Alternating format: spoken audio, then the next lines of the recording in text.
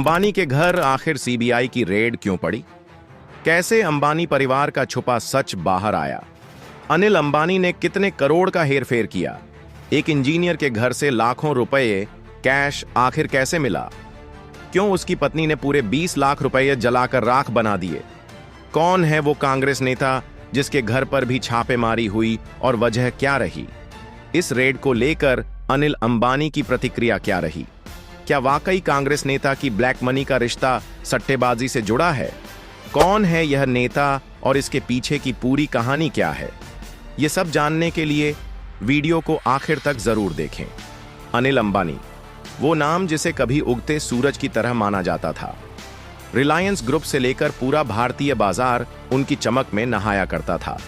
साल 2008 में तो उन्हें दुनिया का छठा सबसे अमीर इंसान तक घोषित कर दिया गया था।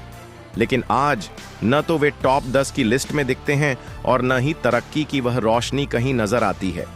अब बस कर्ज, गिरावट, बदहाली और बदनामी की परछाइयां ही बाकी रह गई हैं। हाल ही में उनके घर पर हुई छापेमारी ने उनकी छवि को और धूमिल कर दिया। जी हां, 23 अगस्त 2025 की सुबह 7 बजे सीबीआई ने अनिल अंबानी के घर सी विंड कफ परेड पर रेड मारी।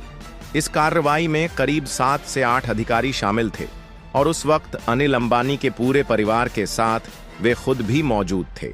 मगर ध्यान देने वाली बात यह है कि यह पहला मौका नहीं था जब अनिल अंबानी जांच एजेंसियों के घेरे में आए हों। इससे पहले भी ईडी ने उन पर और उनकी कंपनियों पर शक जताते हुए छापेमारी की थी। ईडी ने रिलायंस ग्रुप से जुड़ी लगभग 50 व्यावसायिक कंपनियों और करीब 25 लोगों के ठिकानों पर छापे डाले थे। सिर्फ मुंबई में ही 35 जगहों पर दबिश दी गई थी। इसके बाद 5 अगस्त को भी रिलायंस ग्रुप के चेयरमैन और एमडी अनिल अंबानी को ईडी ने पूछताछ के लिए बुलाया था। ये पूछताछ 17,000 करोड़ रुपए के लोन फ्रॉड केस से जुड़ी थी। उनसे 2017 से 2019 तक के वित्तीय मामलों पर सवाल किए गए। असल में कहानी 2017 से 2019 के बीच की है, जब येस बैंक ने अनिल अंबानी से जुड़ी कंपनियों को लगभग 3,000 करोड़ रुपए का लोन दिया था। लेकिन यह रकम कभी लौट आई ही नहीं गई। जांच में पता चला कि पैसा अलग अलग यूनिट्स और फर्जी कंपनियों में ट्रांसफर कर दिया गया था।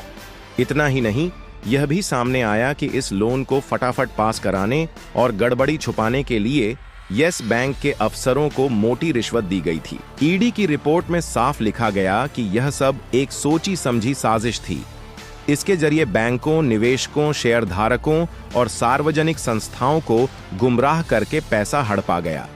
रिपोर्ट में रिलायंस कंपनियों की कई खामियां गिनाई गईं, जैसे बिना सही जांच के लोन जारी करना, एक ही डायरेक्टर और एड्रेस का कई कंपनियों में इस्तेमाल, जरूरी दस्तावेजों का गायब होना, फर्जी कंपनियों में पैसा डालना और पुराने कर्ज उतारने के लिए नए लोन लेना।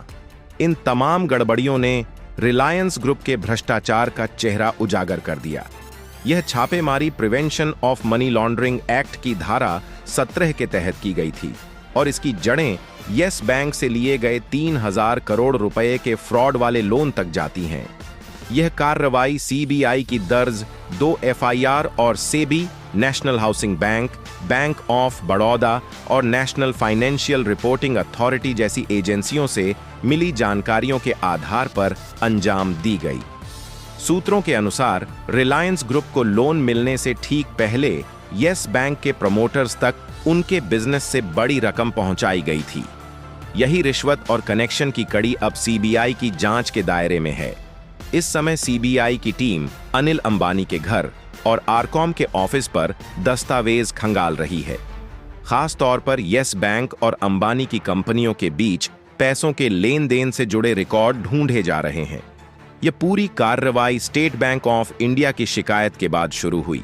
एसबीआई ने रिलायंस कम्युनिकेशंस लिमिटेड यानी आरसीओएम पर 373 करोड़ रुपये की धोखाधड़ी का गंभीर आरोप लगाया। और यह तो केवल एक बैंक की कहानी है। हकीकत यह है कि अनिल अंबानी पर कई बैंकों का बकाया है, जिनका पैसा उन्होंने या उनकी कंपनियों ने सालों से वापस नहीं किया। उल्टा आरोप यह है कि इस रकम का इस्तेमाल गलत गतिविधियों में किया गया।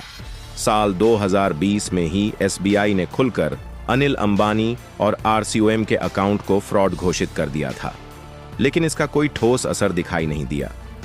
फिर मार्च 2023 में सुप्रीम कोर्ट ने इस प्रक्रिया को दोबारा करने के आदेश दिए। उसके बाद जुलाई 2024 में एक बार फिर अकाउंट को फ्रॉड घोषित किया गया और जून 2025 में यह जानकारी आरबीआई को भेजी गई। इसके साथ ही सीबीआई में औपचारिक शिकायत दर्ज की गई। एफआईआर दर्ज होते ही सीबीआई की टीमें हरकत में आईं और 2 जगहों पर आरसीओएम के दफ्तर और अनिल अंबानी के घर छापेमारी कर डाली। यह FIR Reliance communications limited, Anil Ambani और कुछ अज्ञात लोक सेवकों के खिलाफ दर्ज की गई। इसी वजह से 23 अगस्त की सुबह ठीक 7 बजे सीबीआई ने अनिल अंबानी के घर सी विंड पर धावा बोला। सीबीआई का आरोप है कि अंबानी और उनकी कंपनी पर आपराधिक साजिश, धोखाधड़ी और विश्वासघात जैसे गंभीर केस दर्ज हैं। अनिल अंबानी की तरफ से एक प्रवक्ता ने सफाई देते हुए बयान जारी किया।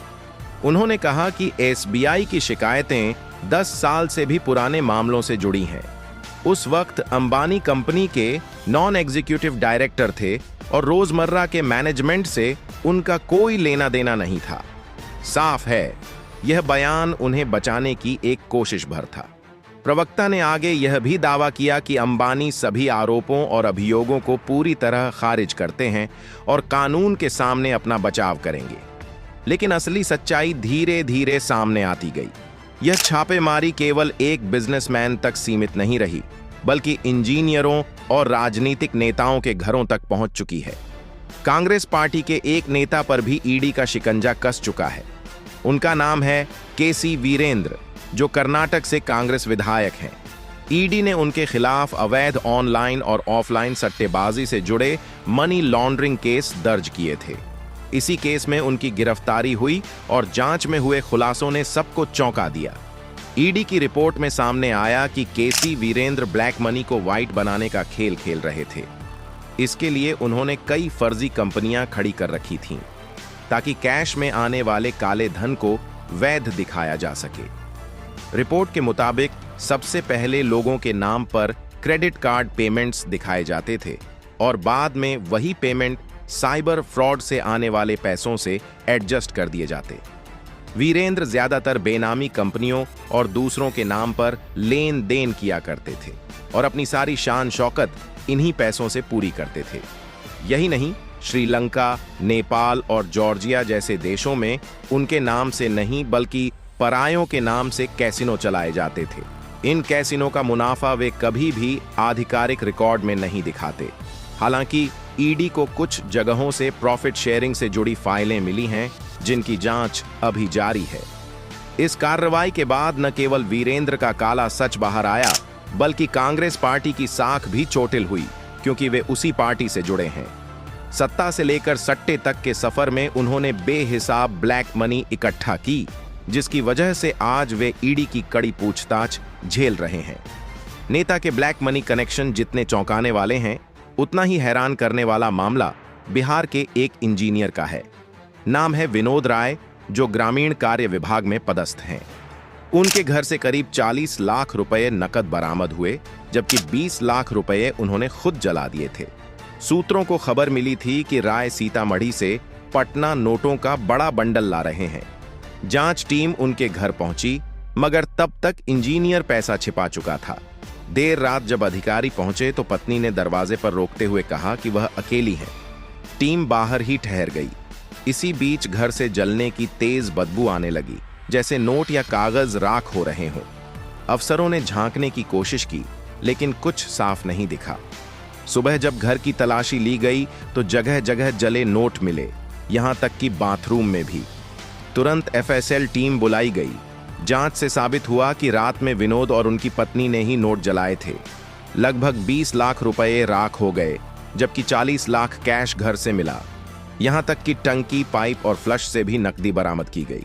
इसके अलावा 100 करोड़ की संपत्ति, 18 जमीन जायदाद के कागजात, 15 बैंक खाते, जेवरात और निवेश पेपर्स भी मिले।